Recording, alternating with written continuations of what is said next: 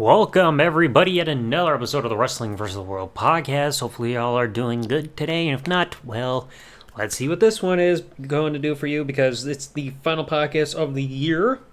2021 can finally conclude after long waiting. But today I figured I might do another Undertaker video at some point, episode. But today I figured, since this doesn't take a whole lot of research, thankfully, compared to the other topic I wanted to discuss involving The Undertaker, I figure why not talk about his history at WrestleMania now that the man is retired as of a little over a year ago. So I thought, why not cover his entire history at WrestleMania? I mean, over 20 matches at WrestleMania since WrestleMania 7. So why not go through the history about his matches and the builds and everything, and kind of a trip down memory lane of sorts. So let us begin. Right there, WrestleMania 7, the very first opening match, of the streak. It technically was a throwaway match against Jimmy Superfly Snuka. This match was honestly just out of nowhere. I remember trying to watch some old episodes of, like all the old shows, like Primetime Wrestling and stuff like that, trying to see, hey, was there something that instigated this feud? Because I think there were rumors that around this time he was supposed to go against Tugboat Typhoon, but that just did not happen. Instead, he went against Jimmy Superfly Snuka. It was announced out of nowhere. Of course, Undertaker got the squash wing, got the tombstone after Snuka tried a springboard move, got caught. Boom. And that was the first match of the legendary streak. And it was also Undertaker as a heel. Now, things would kind of change the following year because it would be him turning babyface, but then also, the match at WrestleMania 8 would also have a story to it. So, prior to WrestleMania 8, Jake the Snake Roberts turned heel by turning on the Ultimate Warrior while trying to teach him the ways of the dark side for his feud with The Undertaker. And at one point, Jake Roberts was then moving on to his feud with Macho Man Randy Savage and was about to attack Savage with the steel chair behind the curtain, but then Undertaker pretty much stopped it, and Jake Roberts asked him on the funeral parlor saying, "Whose side are you on?" Undertaker was just like, "Not yours," thus instigating this feud. Now, this match, Undertaker's first one as a babyface, not a bad match. You mostly remember it for 2 DDTs, Undertaker surviving, and Jake getting hit with a tombstone on the floor on the outside. And this will be Jake Roberts' last match in the WWE for about 4 years-ish. Because I know he came back around 95, 96. Yeah, I think he came back at the Royal Rumble because he would spend a bit in time in WCW and other companies before eventually returning.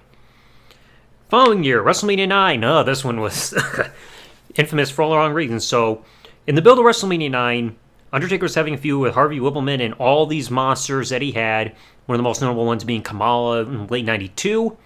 So, at Royal Rumble 93, in comes Giant Gonzalez, the former El Gigante in WCW, wearing this horrible airbrush suit with fur. Looked like Bigfoot if Bigfoot had a butcher job and just did not finish shaving himself. So this confrontation in Royal Rumble happened, lead to WrestleMania 9. This is the one match that did not have a decisive finish, as the match, it was awful. There's no doubt about it. Worse than their match later on in SummerSlam that same year, but it was just a bunch of strikes, slow motion, chloroform on a rag, put on Undertaker's face, disqualification. Undertaker came back, flying clothesline after the match, finally knocking Giant Gonzalez off his feet. Wish that would have been in the end. I mean, their Rest in Peace match, or whatever. Yeah, I think it was Rest in Peace match at SummerSlam, which was just no disqualification. Slightly better, but both matches were still awful. Now, Undertaker would miss WrestleMania 10.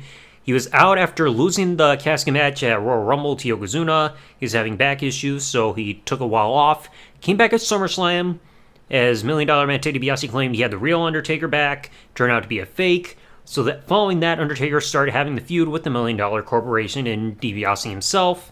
WrestleMania 11, it would be King Kong Bundy of the $1 Million Corporation who would be the opponent. This match, you mostly know it because it was also one of the matches that did not end with one of Undertaker's typical finishers. Instead, he hit a scoop slam, that flying front flip clothesline, and that was it to be Bundy at WrestleMania 11, making it 4-0. Following year, WrestleMania 12, his opponent would be Diesel. Diesel was pissed about losing the WWF Championship to Bret Hart in the no disqualification match Survivor Series. Cost The Undertaker the title match at Royal Rumble against Bret. So Undertaker got his matter of revenge at the following pay-per-view, In Your House Raids in the Cage. Ripped a hole through the floor of the ring, dragged Diesel through, and allowed Bret to escape to retain the title. This led to the match at WrestleMania. Diesel ended up hitting a jackknife powerbomb. Undertaker just sat up afterward while Diesel was just posing like, yeah, I did it, even though he didn't even bother trying to pin him. And I'll make another reference to that later on. Undertaker would even get a huge tombstone and get the pin on Big Daddy Cool Diesel. And I think this was a start to where he was starting to finally start to have really solid matches. I know he had a really good one with Brett at Royal Rumble, but in terms of like continuous ones starting per year, this was like really the start for him. But now the next year, down a little bit. WrestleMania 13, challenging Psycho Sid for the WWF Championship. This match just came out of nowhere. Because, Brett won the Fatal 4-Way match at In Your House Final 4, lost the title to Psycho Sid afterwards, commenced with a feud with Stone Cold, and then Undertaker was just named the #1 contender against Psycho Sid. So it was just out of nowhere. Because, like, Vader, out of all four men, would just end up teaming with Mankind against British Bulldog and Owen at WrestleMania, so it was just like, hey, we don't know who else to make the challenger, so here's Undertaker, because he's got nothing going on. The match was alright, nothing special, the two never really clicked. Tombstone, boom, Undertaker wins, 6-0, and it was his first run as the WWF champion since losing the championship at this Tuesday in Texas about 5.5 years prior. So it took a while for him to get another championship, like, run and everything. The following year, WrestleMania 14, 7-0 against his brother Kane. This had been building since the middle of 97. Paul Bearer revealing that Undertaker had killed his family in a fire. Undertaker claiming it was his brother Kane that did it. But then we find out, Kane is coming, Undertaker! Which happened to Bad Blood in Your House. Kane cost the Undertaker the first ever Hell in a Cell match against Shawn Michaels. Tombstone, boom. And during this whole build, Kane was trying to get Undertaker to fight him. Undertaker went on a vow saying he would never fight his own brother. Kane seemed like he was on Undertaker's side, but then attacked him at Royal Rumble, threw him in the casket, lit it on fire. Trying to kill him with fire, just like his brother almost did to him. This then saw Undertaker actually survive because he escaped the casket in time. Finally made the vow he's going to face his brother Kane at the WrestleMania. 3 Tombstone Pile Drivers. Undertaker wins. Boom, 7-0. But he just barely managed to beat Kane. The following year, oh boy, yeah. This one, WrestleMania 15, Big Boss Man. Hell in a Cell. Worst Hell in a Cell match ever. This was more of a feud, not just personal, like, oh, Undertaker had a problem with Big Boss Man. It was more of corporation versus the ministry. So a heel versus heel feud. Big Boss Man was chosen to be Undertaker's opponent at WrestleMania. Tombstone Pile Driver. That was it. You only really remember the fact that the match sucked. And afterwards, Big Boss Man was hung by a noose through the cell thanks to assistance beginning with Edge and Christian and Gangrel of the Brood. You don't need to watch this match. Awful. Now, Undertaker won this the following year. He was away with a groin injury in the later part of 99. He was supposed to come back at Royal Rumble. Ended up being out because he tore his bicep, I think it was, during training to come back. So he ended up missing WrestleMania. Next year, however, it would be different. WrestleMania 17 faced Triple H. After Triple H defeated Stone Cold Steve Austin at No Way Out in 3 Stages of Hell match, Triple H declared he had beaten everybody that there is to beat. But then out comes Undertaker saying, "You've never beaten me." Saying, "You mess with me, I'll make you famous." But then Triple H declaring, "I've already made people famous, by crippling people, ending careers, stuff like that. So that finally led to this match. There was a restraining order between Undertaker and Stephanie until William Regal granted a match between Undertaker and Triple H at WrestleMania. Great match. You mostly remember this for a few things. Forever taking a long time to recover from getting a bump. Triple H getting chokeslammed off one of those scaffolding areas over by the entrance in the crowd area and landing on pads. And also the sledgehammer spiking through Undertaker's head and busting him open legitimately. But Undertaker still won last ride, WrestleMania 17, making it 9-0. Following year, number 10, this would then be Undertaker's first WrestleMania as a heel since 7, went 1-1 against Ric Flair in a no disqualification match. Kind of stemmed around the time of No Way Out, where Undertaker attacked Rock to build to their pay-per-view on the hood of either a car or a limo. Flair was not happy about it. Flair would get involved in the match in No Way Out. Undertaker won a match. Flair was in between whether he wanted to do it or not, also in position of power. Finally given the match, and even during the build as well, Undertaker attacked his son, David, who was kind of still in developmental in a way in WWE, beating him up and everything and all that. Match finally happened. Undertaker was trying to go for the last ride. Flair flopped down while trying to take the move. Took Tombstone. Boom. 10-0. Undertaker even held up his hands to signal saying, "Hey, I am undefeated," and counting how many wins he had. So it was one of those early notices of him like keeping track of the streak. After this, turned face again a little later that year. WrestleMania 19 went in a handicap match against Big Show and A-Train. He was supposed to team with Nathan Jones. I've discussed that in one of the episodes of the 3-part series of matches that did not happen as scheduled.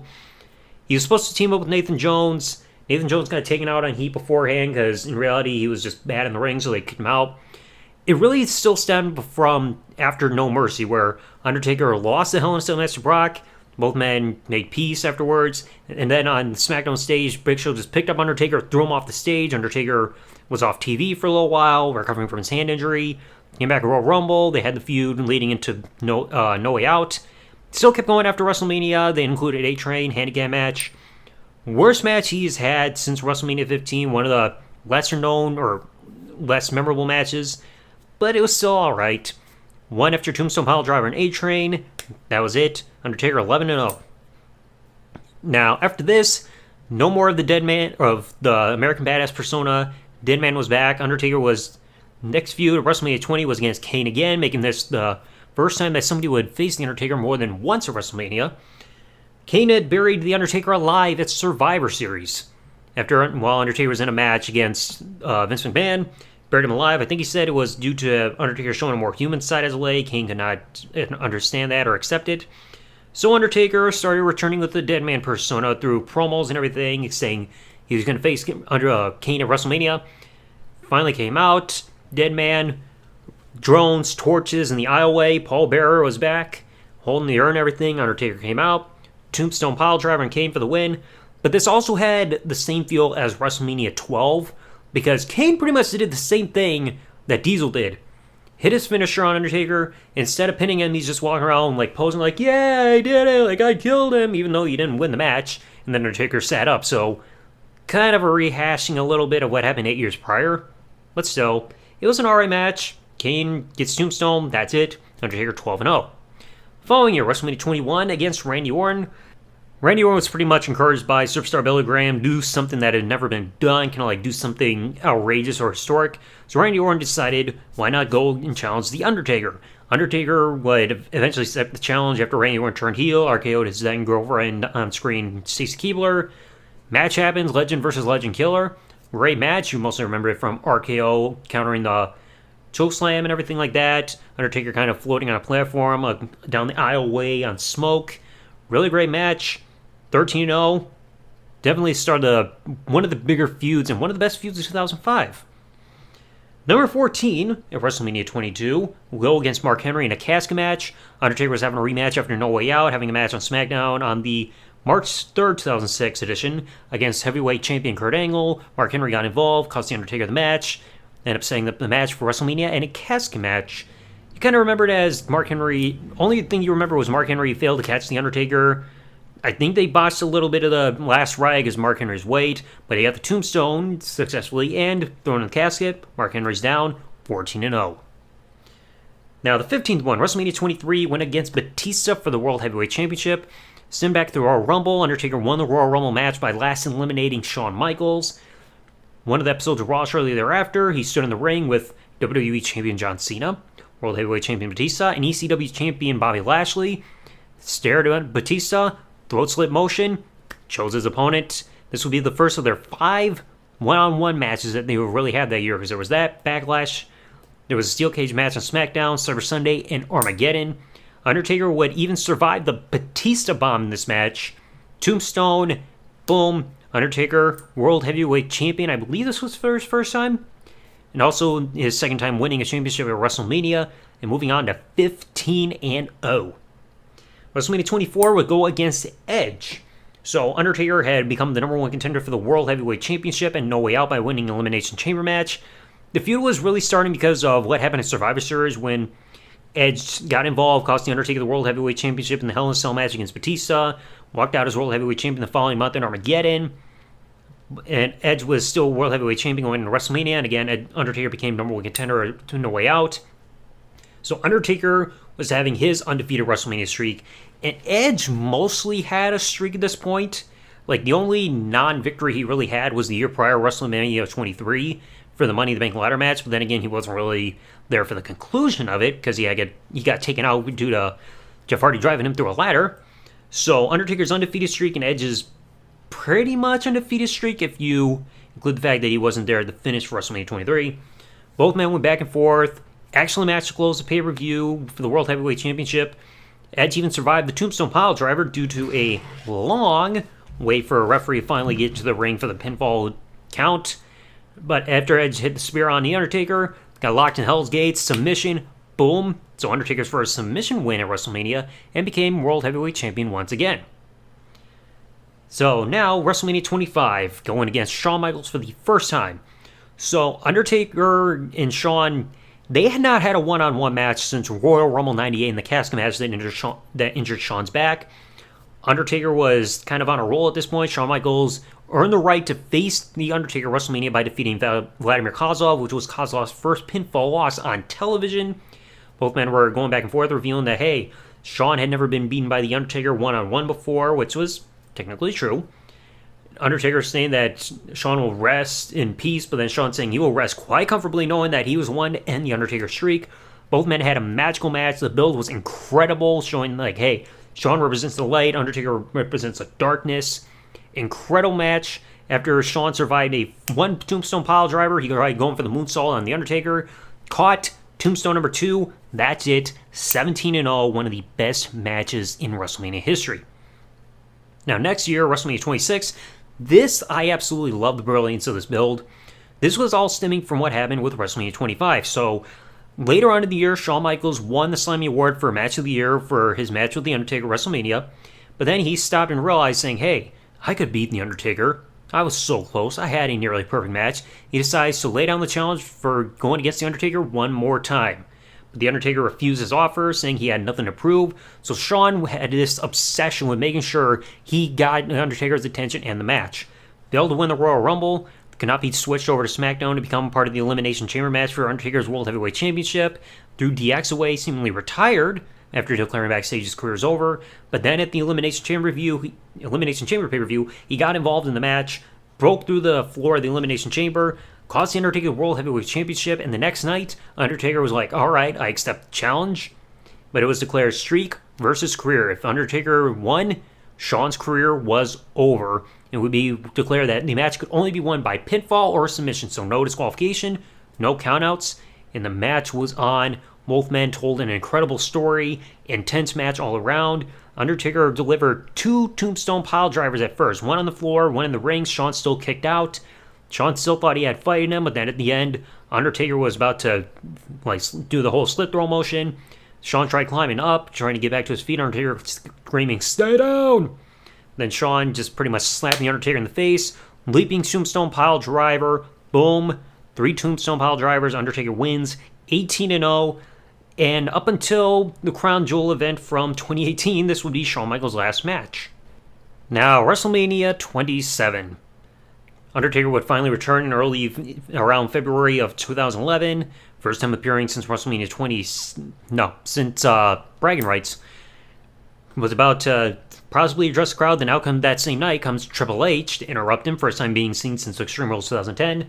Both men have a silent stare down, eyeing the WrestleMania sign. Both men do their own taunting motions to declare, hey, the match is not a WrestleMania. They declared no holds barred. So, pretty epic there.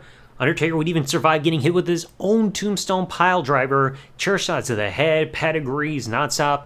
Undertaker would get the Hell's Gate on Triple H. Triple H tried to use a sledgehammer onto Undertaker to break the hold. Undertaker got him too weak of any energy to freaking use it. Triple H dropped the sledgehammer, tap out, and that was it. Undertaker 19-0 WrestleMania. But then Triple H would be able to walk away despite losing the match, and Undertaker had to be carted out. This would then lead to WrestleMania 28, end of an era. Triple H was about to fire John Laurinaitis as the interim general manager of Monday Night Raw. Out comes The Undertaker, eyeing the sign of WrestleMania 28, but this time Triple H was like, pet Undertaker on the back, walks away. Wasn't going to have it. So then Undertaker started cutting his hair nonstop, which was technically a wig, because he already shaved his head in real life prior to this. And started doing this until Triple H finally accepted a rematch, because Undertaker did not want people wanted to redeem the whole thing about him getting carted off, so he did not want that to be left in anybody's minds going forward. Triple H kept declaring, saying he was not going to do it, because he knows in order to end this feud, he has to end The Undertaker, and he respects him too much to do it. That's when Undertaker declared, saying, "You can't do what your buddy Shawn Michaels couldn't do, because Shawn was always better than you." Triple H finally had the fire lit under him and decided, you know what, you're on, but if we do this, we go all the way. That was when it was announced, Hell in a Cell, and Shawn Michaels would be the special guest referee, where the fate of the streak was at the palm of his hands. Undertaker survived a Triple H and Shawn Michaels super kick for pedigree combo. Undertaker even hit a tombstone pile driver. Triple H end up freaking kicking out from there. Sledgehammer to Triple H afterwards. Tombstone again. That was it. Quote unquote end of an era. Finally happened as Undertaker moved on to 20-0 at WrestleMania, and all three men end up embracing on the stage. Incredible moment, an incredible match. But now this wasn't the end for Undertaker though yet. As WrestleMania 29, he would go 1-on-1 against CM Punk. So CM Punk became the challenger for Undertaker after winning a Fatal 4-Way match on Old School Raw. Same match where Undertaker returned. And during this build, in real life, Paul Bearer passed away. And on Raw, Undertaker was in the ring about to pay tribute to Paul Bearer, but then CM Punk interrupted and he said, "My condolences for your loss at WrestleMania." So then he took possession of the urn, mind games back and forth. Last Raw before the pay-per-view, Paul Heyman actually is on the stage, dressed up like Paul Bearer, holding up the urn. Undertaker came up to the ramp. There were drones on the sides beating everybody up. Out comes CM Punk, who's dressed as the drone, beating up the Undertaker, open up the urn, and pour all of its contents all over the Undertaker. It was a big sign of disrespect. So they finally have the match, epic match. Although, one point, the announce table did not break. CM Punk was even allowed to survive one of the tombstone pile drivers, got hit with a second one, and Undertaker would move on to win 21-0 at WrestleMania. This would end up being the last victory of the streak, as the next year, WrestleMania 30, went up against Brock Lesnar. So Brock, after winning his match at Royal Rumble against The Big Show by beating the living hell out of him with a steel chair, he knew he was not going to get a title shot, so instead he issued an open contract/challenge to anybody who wanted to face him at WrestleMania. Out came The Undertaker, still sporting the short haircut. Brock Lesnar had his hand on the contract and the table, offered The Undertaker the pen. Undertaker grabbed it, stabbed Brock in the hand with it, chokeslammed through the table. Match is on. Now, this would be the first time these two went one-on-one in, I think, for the first time since No Mercy in 2002.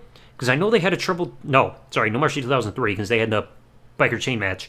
I know they had a triple threat on SmackDown where Undertaker got a pin on Brock, which was one of the only few times where he ever got a victory over Brock over the years. So this was on. They had caskets used for mind games and everything. Match would happen. Undertaker would get a concussion through all this. And after 3 F5s, Brock Lesnar would get the victory over The Undertaker to snap the undefeated streak, much to the dismay and surprise of everybody. You can never forget the looks of the fans there in the Mercedes-Benz Dome for how monumental this moment was in the Superdome, whatever the place was. This was the end of the streak. Undertaker had to get carted away for medical attention afterwards due to his concussion, and we would not see Undertaker again until the following year at WrestleMania 31. So the build of this in his match against Bray Wyatt, Bray was making constant shots and promos on The Undertaker, challenging him to declare himself to be the new face of fear. Undertaker eventually showed a promo just saying he accepted the challenge, and he would be seen at WrestleMania 31 for the first time since the year prior. His hair started to grow back a bit. Kind of iffy that the match did not get to happen in night, because that would have been the perfect setting, and Bray even survived a tombstone pile driver as well. So it really kind of diminished the tombstone if Bray Wyatt, no offense, of all people can survive. Took a second tombstone pile driver, boom, Bray loses. 23 times now Undertaker's had a match at WrestleMania, making it his record now. No longer a streak. WrestleMania record. Now being 22-1. The following year, WrestleMania 32, after finally concluding his match later in 2015 against Brock Lesnar and this stuff with the Wyatt family, Undertaker would be announced to be facing Shane McMahon. Now people got confused by how this is happening. I think I can make some sense of it. I might have mentioned in the podcast before that Shane wanted control of Monday Night Raw, and Vince decided, all right, pal, you'll get it if you have one more match at WrestleMania. But of course, Undertaker would be announced as the challenger, as his opponent at Hell in a Cell. And this was pretty much done because Vince was being heel, and he wanted to stack the odds against Shane to make sure he can't win. So that's why it was Undertaker Hell in a Cell. Vince was doing the heel thing, stacking the odds against the babyface to make sure the babyface doesn't get what he wants through victory. So both men have the match. We remember Shane flying off the top of Hell in a Cell, crashed to the announce table. Undertaker gets a tombstone, and Undertaker goes on for his 23rd victory at WrestleMania out of 24. So not too bad. 25th one, we remember this. This was supposed to be his swan song. WrestleMania 33 against Roman Reigns, no holds barred match. Started the Royal Rumble. Roman eliminated Undertaker in the match, declared that the ring was his yard now. Finally led up to the match. Not the best match. Iffy most parts there. We remember a botched tombstone attempt, spears and everything. Roman wins. Undertaker's WrestleMania record then goes on to 23-2. And Undertaker hung up his gear in the ring because this was supposed to be his last match, but Undertaker was not pleased with how the match was, so he stayed around for a bit longer, even though he was breaking kayfabe around this point, which was something he never did. Because one of the first things he did, he kissed his wife, Michelle McCool, who was at ringside. Something that they never established before. Now, Undertaker would not be seen again after this until WrestleMania 34 to face John Cena. Now, this whole build was John Cena did not have an opponent for WrestleMania. He decided why not challenge somebody who also did not have a match. He chose The Undertaker. He started taking shots, bringing up his wife, Michelle McCool, even though I don't think he really named her, saying you're not broken down, because if you were, you wouldn't be filming videos of yourself doing workouts on your wife's Instagram. So he was just goading Undertaker for a match, and this was really one of the dream matches we did not have, because we've seen Undertaker John Cena in the past. Like, the most recent match they had, I think, was 2006 on Raw. But that wasn't much of a match. But in terms of a full-scale big match, this was one everybody wanted to see. Undertaker finally returned after his gear was in the ring again and disappeared. Undertaker rose to the floor. Squash match destroyed John Cena in a few minutes. Undertaker's WrestleMania record then moved on to 24-2. And now the final one, the retirement match. WrestleMania 36 against AJ Styles. Undertaker did not have a match at 35. Pretty much like Undertaker did not really have a reason to have a match. It was like really it was all about the newer talent and what you had there. But then after missing WrestleMania, he realized he should be on that stage. And he finally had a swan song at WrestleMania 36 in the Boneyard match.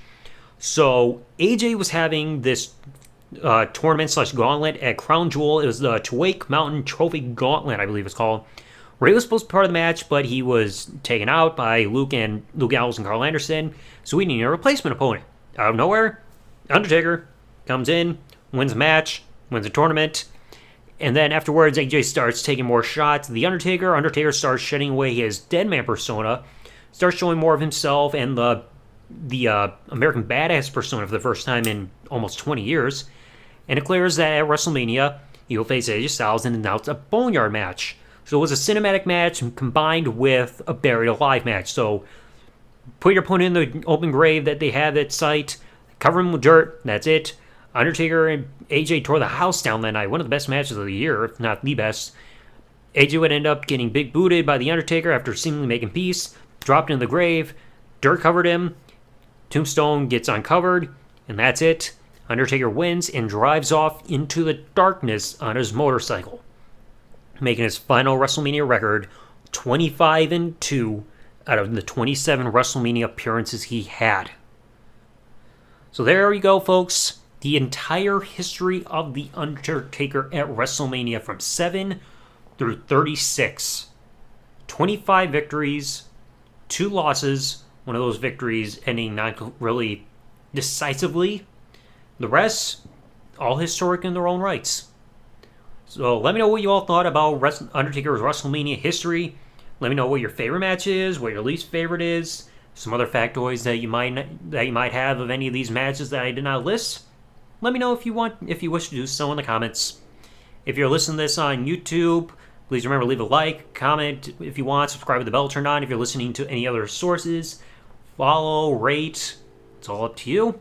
I hope you all come back to listen to the podcast again as 2022 is coming right up. So thanks for listening, everybody. Like, comment, subscribe. Peace out, and good day, everybody.